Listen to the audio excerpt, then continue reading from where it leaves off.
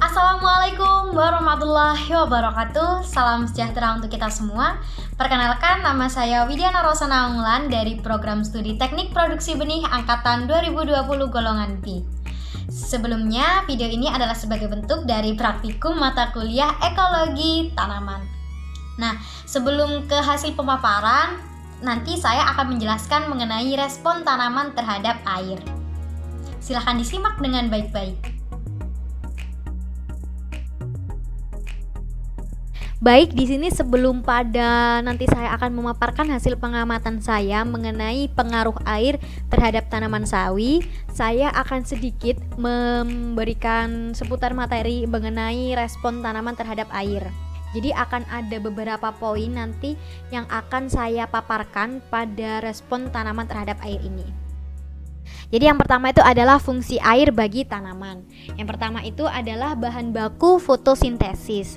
Nah, mengapa nih air menjadi bahan baku dari fotosintesis?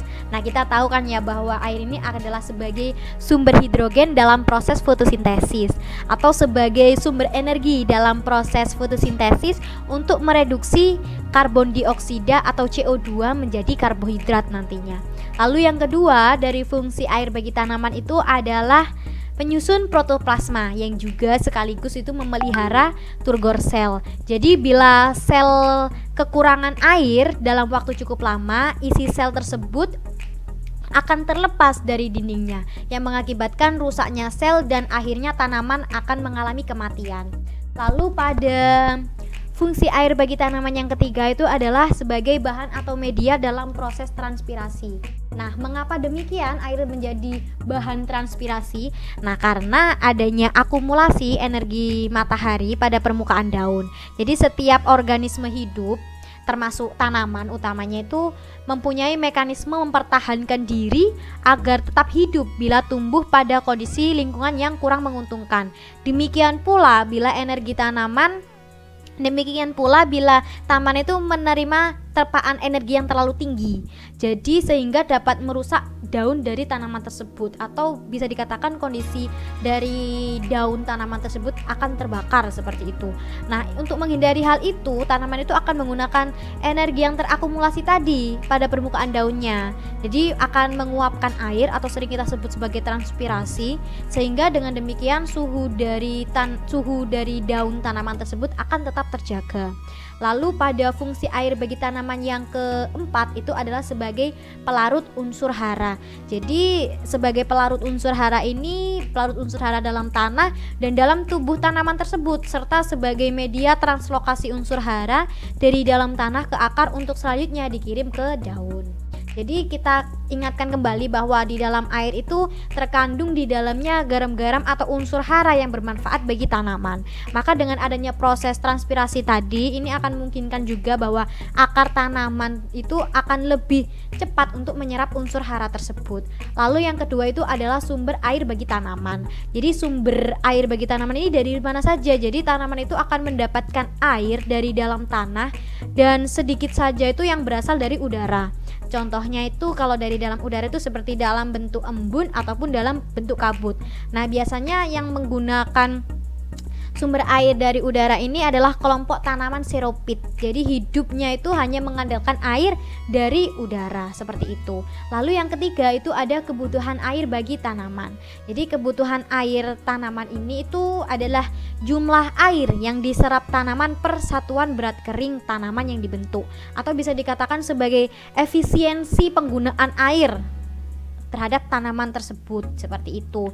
Lalu di dalam kebutuhan air oleh tanaman ini itu ada beberapa golongan tanaman yang diklasifikasikan berdasarkan kemampuan tanaman tersebut untuk beradaptasi terhadap ketersediaan air di lapang. Jadi ada golongan tanaman mesophytes itu yang memang tumbuh di tanah pada kondisi kapasitas lapang. Ada juga dengan golongan tanaman hydrophytes yang memang tumbuhan tersebut itu hidup di air. Jadi dalam kaitannya dengan proses pertumbuhan dan perkembangan tanaman itu diketahui bahwa kebutuhan air untuk setiap jenis tanaman itu memang berbeda-beda pada setiap fase pertumbuhan. Jadi pada masa perkecambahan misalkan itu memang membutuhkan air yang cukup untuk mengaktifkan enzim-enzim yang ada dalam benih agar proses metabolisme dapat berlangsung dengan cepat guna mendapatkan energi untuk perkecambahan. Nah, untuk kebutuhan air semakin banyak dengan meningkatnya umur tanaman dan kebutuhan air maksimum biasanya itu terjadi pada fase generatif. Jadi apabila dari proses perkecambahan ke pertumbuhan itu dan juga umur tanaman tersebut menjadi bertambah, itu juga beriringan dengan kebutuhan airnya juga akan semakin bertambah. Lalu yang keempat itu adalah transpirasi dan pertumbuhan tanaman. Jadi kita tahu nih di semester sebelumnya sudah sering dibahas mengenai transpirasi, itu adalah penguapan air terhadap penguapan air melalui permukaan tanaman, biasanya melalui daun. Ada juga evapotranspirasi, itu penguapan air baik melalui permukaan tanaman dari daun tadi, juga bisa permukaan tanah dari tanaman tersebut itu tumbuh. Nah, di sini ada keuntungan dari transpirasi dan pertumbuhan tanaman. Yang pertama itu adalah mencegah peningkatan suhu daun yang terlalu tinggi sehingga daun tersebut akan tidak terbakar. Lalu yang kedua itu adalah transpirasi. Jadi transpirasi ini tuh berperan untuk mencegah terjadinya kelebihan dari turgor sel. Lalu yang ketiga itu fotosintesis. Seperti tadi bahwa memang transpirasi itu memang memungkinkan akar tanaman itu menyerap unsur hara dan membawanya ke daun untuk proses fotosintesis. Nah, di sini apabila tanaman itu mengalami transpirasi itu udah ada keuntungan-keuntungannya. Lalu gimana nih kondisi tanaman bila keseringan mengalami transpirasi? Nah, mengapa itu juga akan merugikan tanaman tersebut? Nah, mengapa demikian bisa merugikan tanaman tersebut? Ya karena tanaman tersebut akan kehilangan air yang cepat yang tidak segera diimbangi oleh absorpsi air dari dalam tanah yang dapat mengakibatkan tanaman tersebut akan mengalami layu sementara. Tetapi bisa juga mengalami layu permanen yang mengakibatkan tanaman tersebut akan mengalami kematian. Apabila masih layu sementara, maka masih berdampak menghambat pertumbuhan. Apabila sudah layu permanen, maka tanaman tersebut akan mengalami kematian. Seperti itu. Lalu yang kelima, itu adalah akibat kelebihan dan kekurangan air. Jadi di sini gimana sih kondisi tanaman apabila kekurangan air? Jadi kekurangan air ini sebagai akibat karena adanya transpirasi yang keseringan tadi, yang juga berpengaruh positif maupun negatif bagi tanaman. Nah, pengaruh negatifnya itu dapat menghambat pertumbuhan dan menurunkan hasil panen dari tanaman tersebut. Nah, terutama pada tanaman sayur, karena saya sedang mengamati tanaman sawi termasuk tanaman sayuran. Jadi pada tanaman sayuran itu berpengaruh merugikan akibat kekurangan air itu karena rata-rata lebih tinggi daripada jenis tanaman lain. Jadi tanaman sayuran itu memang apabila kekurangan air itu sangat merugikan sekali. Nah, pada kenyataannya di lapang itu kekurangan air ini pada dasarnya terjadi karena dua hal. Yang pertama, transpirasi yang berlebihan, air yang tersedia dalam tanah itu cukup. Lalu yang kedua, transpirasi tidak berlebihan tetapi air yang tersedia dalam tanah itu kurang. Ataupun bisa juga kekurangan air karena kedua-duanya, yaitu transpirasi yang berlebihan dan air yang tersedia dalam tanah itu kurang. Nah, di sini nanti juga akan berakibat pada kondisi dari tanaman tersebut. Nah, dari kekurangan air kita bisa lanjut ke kelebihan air. Jadi kelebihan air ini tanaman itu biasanya akan tumbuh jelek dan mati karena kelebihan air. Nah, sebagai akibat mungkin karena curah hujannya terlalu tinggi ataupun drainase yang kurang baik. Nah, di sini kelebihan air ini tuh dapat memacu pertumbuhan vegetatif suatu tanaman sehingga fase vegetatif tanaman itu lebih dominan dari fase generatifnya. Nah, untuk tanaman sayuran hal ini menguntungkan sekali karena hasil panen yang diambil dari tanaman sayuran itu kan bagian-bagian vegetatif dari tanaman tersebut. Lalu gimana dengan tanaman yang biji-bijian, buah-buahan ataupun yang lainnya?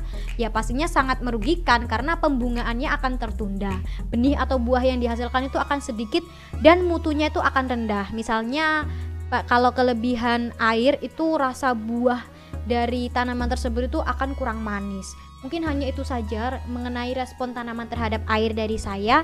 Untuk selebihnya mengenai hasil pengamatan pengaruh air terhadap tanaman sawi, silahkan disimak dari saya. Terima kasih.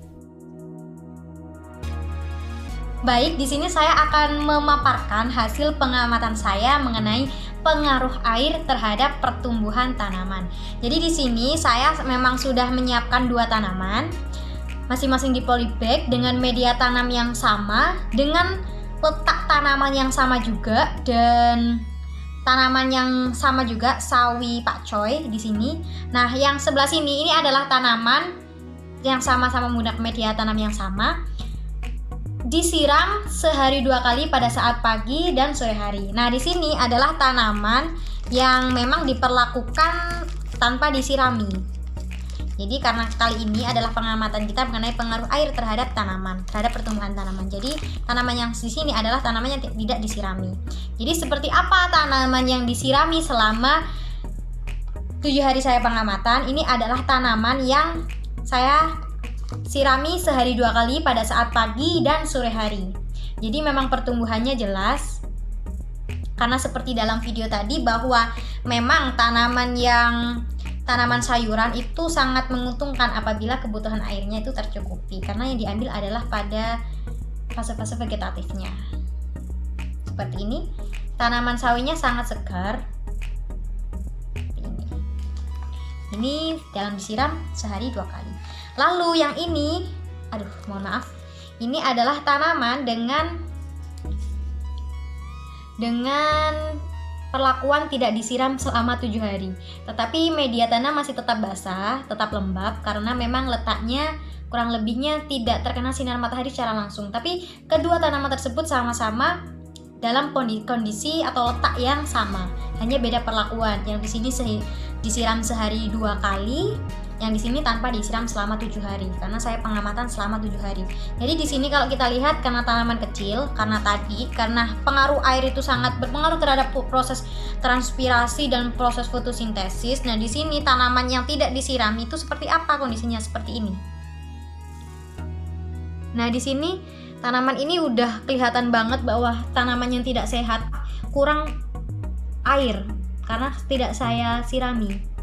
Nah, seperti itu. Jadi nanti akan jelas sekali bahwa tanaman ini itu mengalami, pertama, akarnya tidak ada karena tidak ada air untuk nutrisi dari tanaman sawi yang tidak disiram ini. Mungkin hanya itu saja hasil pengamatan dari saya, karena terlihat sangat beda sekali dengan tanaman yang disirami dan tanaman yang tidak disirami. Kondisinya sangat berbeda sekali, terutama pada tanaman sayur-sayuran seperti itu. Mungkin hanya itu saja hasil pengamatan dari saya mengenai pengaruh air terhadap tanaman sawi. Apabila ada salah kata, saya mohon maaf. Terima kasih. Wassalamualaikum warahmatullahi wabarakatuh.